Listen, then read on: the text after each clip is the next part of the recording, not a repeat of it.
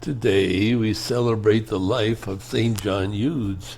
He was a French Catholic priest and founder of the Order of Our Lady of Charity and the Congregation of Jesus and Mary, known as the Eudes. He was also a professed member of the Oratory of Jesus.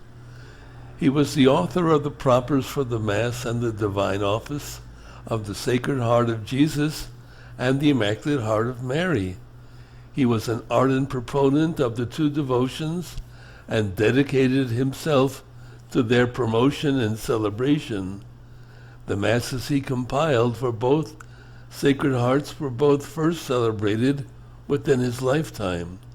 He preached missions across France, including Paris and Versailles, while earning recognition as a popular evangelist and confessor.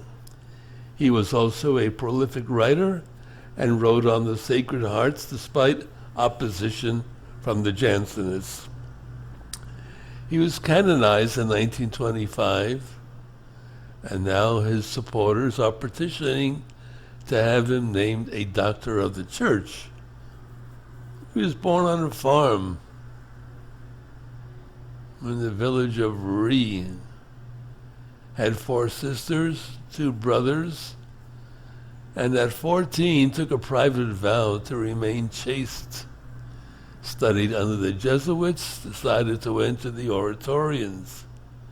He was ordained in 1625, and almost immediately after his ordination came down with an illness that kept him bedridden for almost a year.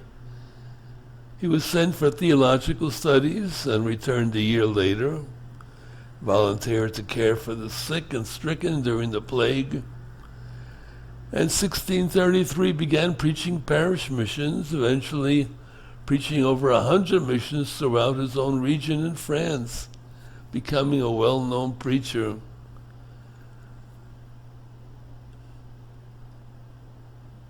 So as you see, he spent his life doing good, something that we can do, providing you make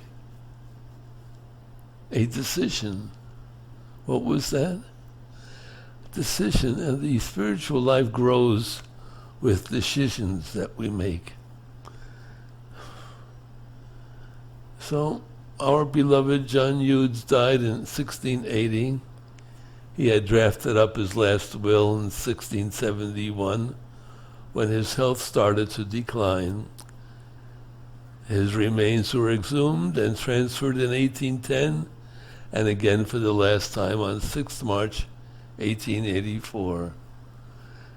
Just a note about what he wrote concerning the Sacred Hearts of Mary and Jesus. You must never separate what God has so perfectly united. So closely are Jesus and Mary bound up with each other that whoever beholds Jesus sees Mary. Whoever loves Jesus loves Mary. Whoever has devotion to Jesus has devotion to Mary. Christ is the center of everything at all times.